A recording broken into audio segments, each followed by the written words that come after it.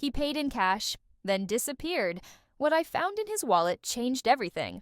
A day in the life Storytime, romantic thriller. Ex-finance nail tech. Hey besties, it's Kayana, and who do I have a story for y'all today? You ever meet someone so fine, so charming, so perfect, only to realize later he might have been plotting the whole time? Let me take you back to Friday, April 12th, 2024, the day I learned that love and money don't always mix. And neither do nail files and felonies. I was setting up early, lighting my brown sugar vanilla candle, sipping on a matcha with almond milk, and getting ready for a long day of back-to-back clients. Fridays are always packed. My first 2 clients were regulars, chatty, chill. But then came Elias Kane, a new male client who booked a spa mani through Glossy app. He walked in at 11:57 a.m., 6'3", skin-like, bronze velvet, wearing an all-black designer tracksuit and smelling like danger and Dior Sauvage. He smiled, handed me a coffee, and said, "Figured you deserved one too." Okay, smooth. While I was cleaning up his cuticles, we talked about everything. Travel, finance, the market crash, our favorite movies. He said he used to work in fintech before he got tired of making other people rich. Now he was investing solo. Crypto and clean tech, he said. I asked how he found me. Saw your reels. You got the softest hands I've ever seen. Sir, he paid for his money with $200 cash for a $45 service. Told me to keep the change. I should have known right then. Nobody throws that kind of money around without a reason. Elias became a regular every Friday, brought pastries, compliments, and a different luxury car each time. By the 4th visit, he asked me out, said he wanted to take me to a private dinner in Buckhead. I mean, he was hot, funny, and paid in crisp hundreds. I said yes. Our first date? A rooftop restaurant, violinist, view of the skyline, and dessert that looked too pretty to eat. But when I jokingly asked what he really did for a living, he paused, smiled. It's better if you don't know. And just like that, the red flag waved. But besties, I ignored it.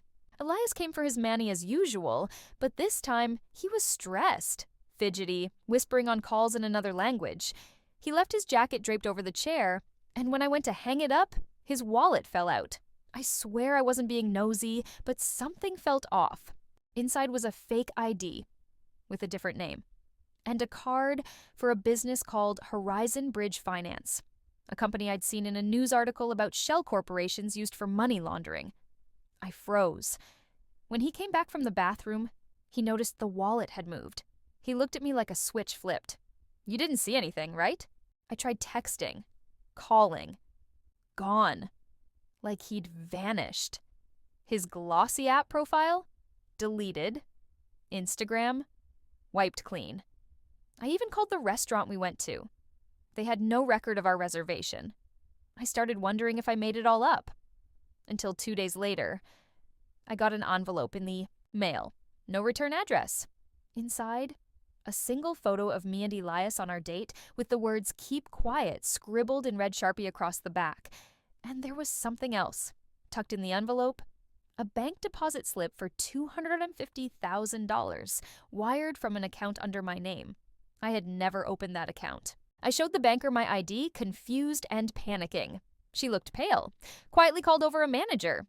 Turns out the account had been opened 2 months before I even met Elias, with forged documents, using my business name, my salon address, and a fake signature that looked a little too close to mine. They told me the feds might be in touch. I left shaking, looking over my shoulder. Because if Elias set this all up before we even met, that meant I was never the prize. I was the cover. So yeah, besties. Lesson learned. Not every fine man with fresh cuticles is safe. Sometimes the hands you're pampering are the same ones digging your grave, financially or otherwise.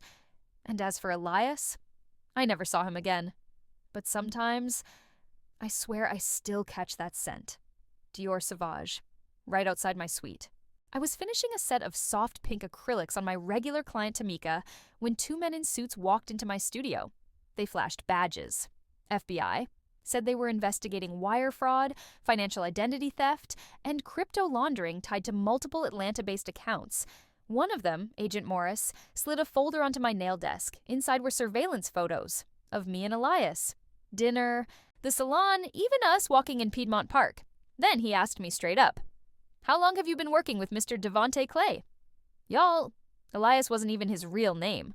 I told them everything, from the coffee to the jacket to the fake ID. But the problem was, on paper, I looked guilty. My name was tied to 2 shell LLCs, a burner apartment lease, and a luxury vehicle purchase out in Savannah. Agent Morris leaned in and said, "He's done this before. Target smart women, clean reputations. Beauty industry entrepreneurs are perfect. Cash-heavy businesses, minimal scrutiny." I felt sick. This wasn't just a scam, this was calculated. And I was the newest pawn in a long-running game I didn't even know I was playing. That night, I went through old DMs, photos, anything that could help clear my name. Then I remembered Elias once mentioned his cousin worked security for my building. I checked the staff roster. No one by that name. But guess who was on the list? Temeka, my regular. The same one sitting in my chair when the feds showed up. I checked her tagged photos on Instagram and found one of her hugged up with Elias Devonte Clay in 2021. Sis wasn't just a client. She was watching me the whole time. I confronted her the next day, in my own chair. The very next day, like clockwork, Temeka showed up for her fill. I played it cool, offered her a warm towel and a glass of cucumber water, like nothing was wrong. But my heart was pounding. Halfway through the set, I casually asked, "So, you ever been to Savannah?" She blinked, hesitated, then smiled way too slow. "Why? You trying to plan a girls' trip?" That's when I knew. Her laugh was just a little too rehearsed. Her nails, a little too steady. I realized this wasn't her first undercover gig. Right before she left, she reached into her tote bag to grab her keys and a small metal flash drive. Hey, goddess babes! Let's be real. The cost of beauty is through the roof these days. But the truth is, you don't need to spend hundreds every month at the nail salon when you can become your own nail tech from the comfort of your home. We're living in a time where convenience is at your fingertips. From Amazon to Shein and beyond, there are endless affordable options to get everything you need. Acrylic, dip powder, polygel, press-ons, you name it. But before we get into the glam, let's talk about something just as important: sanitation. Whether you're doing nails for yourself or someone else, always clean your tools and workspace before and after every set. Safety and hygiene first, always. Now here's where the finance girly in me steps in. I took a good look at my budget and realized just how much I was spending on nails every 2 weeks. So I made a smart move, invested in tools, watched YouTube tutorials, caught some insane deals, and learned the art of nails myself. Now I get to switch up my style whenever I want, all while saving coins. And if you love a little true crime while you file and polish, same. That's why I combined both of my favorite worlds, nails and mystery. So while I'm showing you how to slay a new set, I'll also be serving up some real-life stories that'll keep you glued to the screen. Beauty and chills? Yes, please. Disclaimer, I'm not a licensed nail tech. Just a passionate DIY queen who's figured out how to make it work. And now, I'm sharing it all with you. Let's save money, stay safe, get cute, and maybe even solve a mystery or two. I fell out. It was matte black, no label. When she saw it, her whole face shifted. She snatched it fast, but not before I saw the faint etching on the side. CX47, LUX. Same letters that were stamped inside Elias's fake wallet. Same tag on the wire transfer slip. That flash drive. It wasn't just a file, it was leverage. And now I knew for sure Temeka wasn't just involved, she was in it deep. Later that night, I opened the flash drive. I waited until midnight, locked all the doors in my apartment, turned off the lights, and plugged the drive into my old Chromebook. Just in case, it opened to a single folder named CX47LUX OPS. Inside were hundreds of files, transaction receipts, scanned passports, client lists, and security footage. All tied to offshore accounts, dummy corporations, and a massive laundering scheme stretching from Atlanta to Dubai. And in the middle of it all, a spreadsheet titled Recruiters, and my name was listed under Asset 19 U.S. Nail Industry. The security footage broke me. There were video files too, grainy surveillance clips of me at work, leaving my suite, getting into my car. One showed me handing Elias a drink inside my studio, but in the corner, barely visible, was Temeka, sitting in the waiting area with her phone angled just slightly toward us. She had been recording me for weeks. Another clip showed Elias in a warehouse with 2 men exchanging something in a black duffel bag. One of those men was Agent Morris, the same agent who confiscated my evidence. Y'all, the whole investigation, it was a front. And just like that, I had leverage. I copied every file to a private cloud.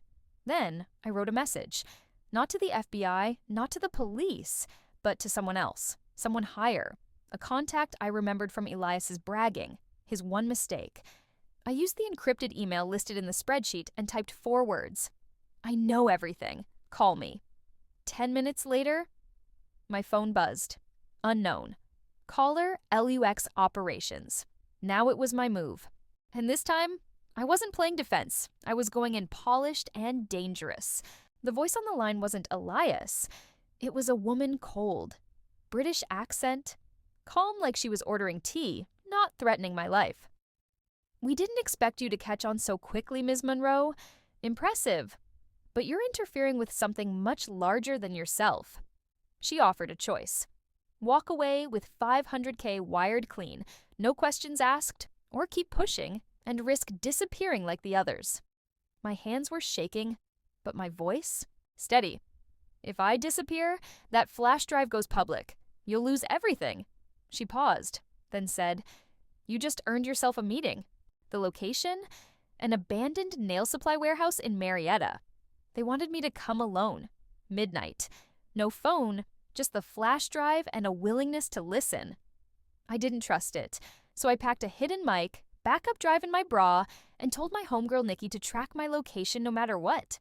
When I pulled up, the warehouse was lit from inside with surgical lights, 2 black SUVs, and standing at the center of it all, Elias. Alive, smiling, and wearing a federal badge. He said, Welcome to the real operation, Kayana. Hope you're ready to join us. But just as I stepped inside, another twist. Before I could even respond to Elias, the back door of the warehouse burst open, and in walked Temeka, bruised, limping, and handcuffed. She looked me dead in the eye and screamed, Don't trust him, Kiana. He's not FBI. He's working both sides. That's when Elias pulled his gun. Not on her, on me. I told you, you're either part of the solution or the next loose end. And right then, I realized I wasn't the bait anymore. I was the target. And then the lights cut out. The warehouse went pitch black. A second later, gunshot. Then another. I dropped to the floor, heart racing, crawling behind a steel supply rack as chaos erupted. Screams, footsteps, a phone vibrating on the floor near me with one incoming message glowing through the dark. Run. Trust no one. N. It was from Nikki. But I never told her where I was. Let me know if you'd like to explore whether Nikki's been working with them all along, or if she's your silent guardian angel in the shadows. To the channel where mystery meets nail obsession. I break down chilling cases, shocking twists, and unsolved stories you won't stop thinking about. Disclaimer, the crime stories shared on this channel are fictional and created purely for entertainment purposes. Viewer discretion is advised, as the themes may still include sensitive or suspenseful content.